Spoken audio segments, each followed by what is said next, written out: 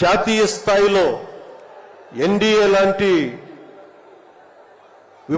దీనికి పక్షానికి చాలా కీలకమైన బాధ్యతలు వహించిన వ్యక్తి.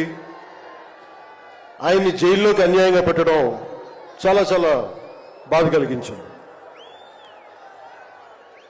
కాంగ్రెస్ నాయకులు చేసిన తప్పుకి సోనియా గాంధీ గారు పెట్టారు జగన్ గారిని జైల్లో.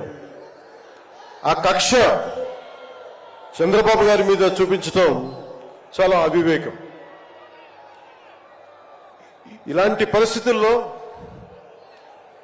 రాష్ట్ర విభజన జరిగినప్పటి నుంచి 2014 నుంచి విభజన జరిగినప్పటి నుంచి ఈ రోజున హైదరాబాద్ రాజధాని ఆంధ్రప్రదేశ్కి తెలంగాణకి ఉమ్మడిగా అభివృద్ధి చేసిన రాజధాని. మనకి రాజధాని లేకుండా విభజన జరిగి సరైన పంపకాలు లేకుండా విభజన జరిగి ఇలాంటి కష్ట సమయాల్లో నేను ఆ రోజున తెలుగుదేశం పార్టీ భారతీయ జనతా పార్టీకి సంయుక్తంగా నేను పోటీని విరమించుకొని మరీ మద్దతు ఇచ్చాను. దానికి కారణం కూడా ఒక దశాబ్దం పాటు ఒక పార్టీని నడపాలి అంటే చాలా బలమైన అనుభవం ఉండాలి. కూర్చొని అనుభవంతో భవిష్యత్తులో పార్టీ చాలా అవసరం అని చెప్పి నేను ఒక దశాబ్ద కాలం పాటు ప్రత్యక్ష రాజకీయాల్లో ఉందాం అని ఆలోచించి ఆ రోజున తెలుగుదేశం పార్టీకి మద్దతు తెలిపాం. ప్రభుత్వం వచ్చింది ఆ రోజున. దురదృష్టవశాత్తు చిన్న అభిప్రాయ భేదాలు కావచ్చు, కమ్యూనికేషన్ గ్యాప్ వల్ల కావచ్చు 2019లో అది ముందుకు తీసుకెళ్ళలేకపోయాం. ఆ తీసుకెళ్లలేని లోటు, దాని తాలూకు రియాక్షన్ వైఎస్ జగన్ ప్రభుత్వం వచ్చేసింది. నేను ఏ రోజున కూడా ఒక దశాబ్దం కాలం పాటు చాలా సుదీర్ఘమైన అనుభోగిలో రాజకీయాలకు ఈ ఆంధ్రప్రదేశ్కి కావాలి, నా వంతు కృషి నేను మద్దతు ఇద్దామని ఆ ప్రయత్నంలో మనం మిస్ అయ్యాం. దాన్ని ఈ 2024 మనం ప్రభుత్వాన్ని స్థాపిస్తున్నాం, మార్పు తీసుకొస్తున్నాం, జగన్ని ఇంటికి పంపించేస్తున్నాం. నేను వింటుంది 25 మంది ఎమ్మెల్యేలని మార్చారు, ఇంకొక 80 మంది, మొత్తానికి కలిపి 80 మంది ఎమ్మెల్యేలు మారుస్తున్నారని నేను వింటా ఉన్నాను. మార్చాల్సింది ఎమ్మెల్యేలు కాదు, ఈ రాష్ట్ర ముఖ్యమంత్రి జగన్. నాకు జగన్ మీద వ్యక్తిగతంగా నాకు అసలు కోపం లేదు. నిజంగా ఒక బలమైన ఆధిక్యతతోటి ముఖ్యమంత్రి అయ్యి ప్రభుత్వాన్ని సమర్థవంతంగా నడిపి ప్రజలకి మేలు చేయాల్సిన వ్యక్తి కూల్చివేతలతో మొదలుపెట్టాడు. ప్రత్యర్థుల్ని ఇబ్బంది పెట్టే విధంగా ప్రతి ఒక్కరిని ఎదురు తిరిగితే ఏంటని ప్రశ్నిస్తే వారిని కేసులు బనాయించి ఇబ్బంది పెట్టే పరిస్థితుల్లో ఈ ముఖ్యమంత్రి ఉంటే నేను ఇలాంటి ప్రభుత్వం ఉంటుందని నేను ఊహించలేదు.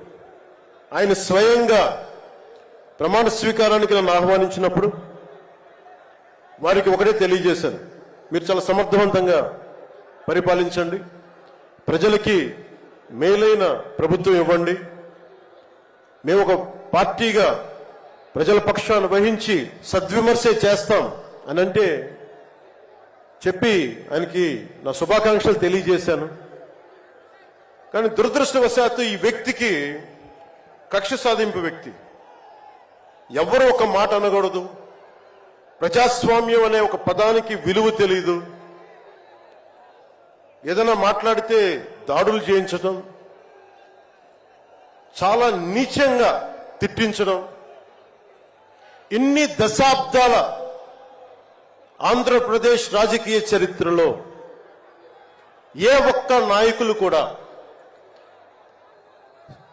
వైఎస్ రాజశేఖర రెడ్డి గారితో కలిపి కూడా ఏ ఒక్కరు కూడా ఇంటిలో బయటికి రాని ఆడపడుచుల్ని తల్లుల్ని ఒక్క మాట లేదు. ఎవరు కూడా నాయకుల్ని తిట్టారు, విమర్శలు చేశారు, దిగజారుడిగా మాట్లాడి ఉండొచ్చేమో, కానీ ఇంటిలో బయటికి రాని ఆడపడుచుల్ని, ఇంటి పట్టునే ఉండి బయటికి రాని తల్లుల్ని చాలా నీచంగా విమర్శించే ఈ సంస్కృతి జగన్ నాయకత్వంలో ఈ వైసీపీ ప్రారంభించింది.